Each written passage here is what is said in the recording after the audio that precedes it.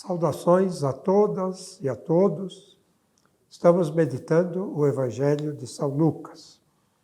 Nós sabemos que cada evangelista tem o seu modo próprio de escrever e também sua visão teológica dos mesmos acontecimentos em torno da pessoa de Jesus. É o mesmo Jesus, os mesmos acontecimentos, às vezes um ou outro conhecido deste evangelista, não conhecido do outro, mas sempre arranjados, arrumados literariamente de forma diferente para transmitir uma mensagem.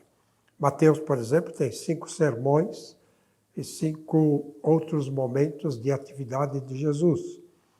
Marcos, o centro do evangelho, os 2 discípulos que são cegos, o cego de Betsaida e o cego de Jericó, que formam uma moldura de uma mensagem interna que ele quer transmitir. Lucas também tem algo que é próprio dele, uma viagem. Ele pega Jesus com os discípulos e os coloca a caminho de Jerusalém. Fato contado por todos. Mas ele faz etapas de uma viagem, etapas formativas, até que Jesus chegue na Cidade Santa e começa a sua paixão, morte e ressurreição, conforme os evangelistas descrevem. Esta viagem, ela tem sinais de etapas, porque o evangelista vai colocando cada vez uma palavra que indica movimento, estando em viagem, partindo dali, indo para outro lugar, estando a caminho. Então, o leitor pode marcar etapas, sem se preocupar com a geografia, porque o próprio Lucas não se preocupa com a geografia, ser exato que saiu daqui e foi para lá. Às vezes dá a impressão que saiu daqui e voltou para trás, mas não é essa a preocupação dele. A preocupação é marcar períodos de formação e um caminhar resoluto, decidido de Jesus e seus discípulos até Jerusalém. Os discípulos com uma perspectiva que não é exatamente aquela de Jesus, e Jesus sabendo por que está entrando em Jerusalém para consumar a sua obra de salvação.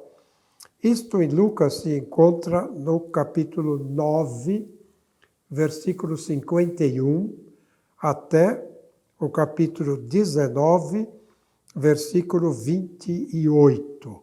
Aí poderíamos marcar etapas. E essas etapas, como eu dizia, elas são marcadas por algumas palavras. Então, por exemplo, como é que a primeira etapa começa e o conjunto todo começa?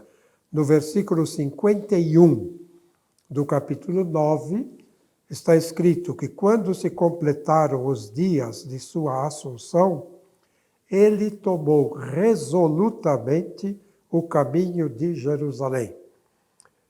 Em grego está escrito que ele voltou o seu rosto para Jerusalém. E aí, olhando para Jerusalém, ele começa a sua caminhada. Então aqui ele tem um caminho para Jerusalém. Vão entrar os discípulos, entram numa aldeia, depois saem, partiram para outro povoado. No versículo 57, enquanto prosseguiam viagem, este versículo pode ser dentro do mesmo conjunto, da mesma etapa. Alguns marcam aqui uma outra etapa. Nós vamos ficar como a primeira etapa, marcada pela decisão de ir para Jerusalém, e enquanto prosseguiam viagem, vamos lendo o capítulo 10, e quando chegamos no versículo 38 do capítulo 10, lá está escrito, estando em viagem, entrou num povoado. Aqui marcamos uma segunda etapa. E assim por diante a gente vai encontrando etapas que dizem que ele está andando. Por exemplo, no capítulo 13, versículo 22, lá está, Jesus atravessava cidades e povoados, ensinando e encaminhando-se para Jerusalém. Veja, há sempre um sinal de movimento, de viagem. Então, uma grande viagem que Lucas tem como própria, só ele que faz isso, em etapas, cada etapa formativa, uma escola de formação peripatética andando para discípulos e para a multidão que acompanhava Jesus. Esta primeira etapa, ela tem uma moldura interessante e importante. Como Jesus toma a decisão de ir para Jerusalém, e como era costume também, 2 discípulos vão à frente para preparar a chegada de Jesus nos diversos lugares pelos quais deve passar. Então, os 2 discípulos, Tiago e João, eles entram num povoado que é um povoado de samaritanos.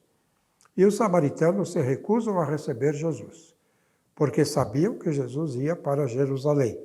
E aí temos o problema dos samaritanos com os judeus, Jerusalém e Garizim, as divisões. A história continua, eles saem de lá, aparecem 3 vocações, aparece a missão dos 72 discípulos, em seguida a alegria dos discípulos por ter o seu nome no reino dos céus, a pregação que é feita aos mais simples, e esses discípulos que são felizes aos olhos de Jesus.